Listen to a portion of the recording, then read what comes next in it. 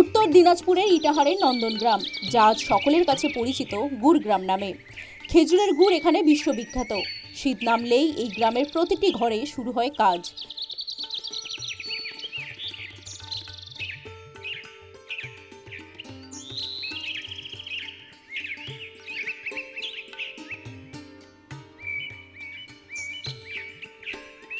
দিনের বেলা গাছে বেঁধে দেওয়া হয় হাঁড়ি, রাতভর খেজুর গাছ রস ঢেলে দেয় সেই হাঁড়িতে।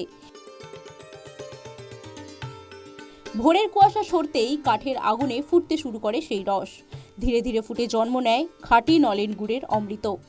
ইটাহার থেকে শুরু করে জেলার নানা প্রান্তে পৌঁছে যায় এই নলেন গুড়ের কাঞ্চন সুবাস। অমৃতবাবু, আপনাকে দেখছিলাম যে আপনি গাছে গাছে হাঁড়ি লাগাচ্ছেন খেজুরের রসের জন্য।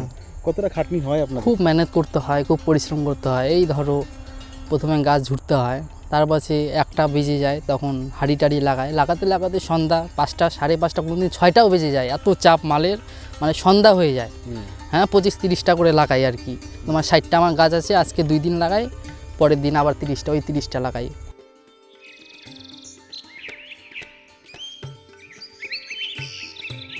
বাজারে এই গুড়ের কদরও কম নয়। ভেজালের ভিড়ে আমরা চাই সাধারণ মানুষ খাঁটি গুড়ের স্বাদ পাক, বলছেন খেজুর গুড় তৈরির কারিগর। সারাদিনে মোটামুটি কত লিটার আপনারা রস জাল দেন, কতটা গুঁড়ো তৈরি করেন? তা তো আমার রস তো 100 কেজি তো হবেই, উপরও হয়। ওটার থেকেই গুড় তৈরি করি। কতটা হয় 100 কেজিতে?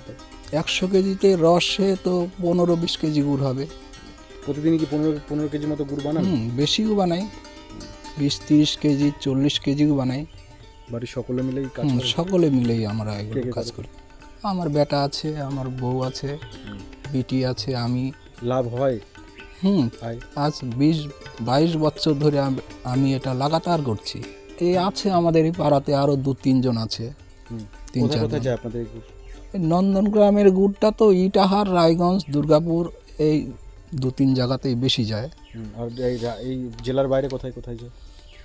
ওটা কি আমি বলতে পারবো? এটা এই আমাকে বলে, অসীম ভাই ভালো করে গুড় বানাই দিবি, আমার গুড় কিন্তু আমি দিল্লি নিয়ে চলে যাব, কলকাতা নিয়ে চলে যাব। তো ওই রকম বলে, আমি গুড় বানাই দিই, ওরা নিয়ে চলে যায়।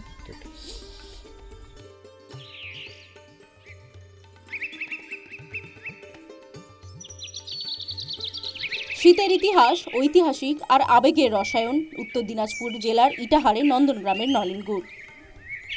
এই নলেন গুড় যা শুধু খাবার নয়, বাংলার অনুভব, বাংলার মাটির গন্ধ। আর সেই গন্ধই শীতকালে যেন মম করে ওঠে রান্নাঘরে। News time.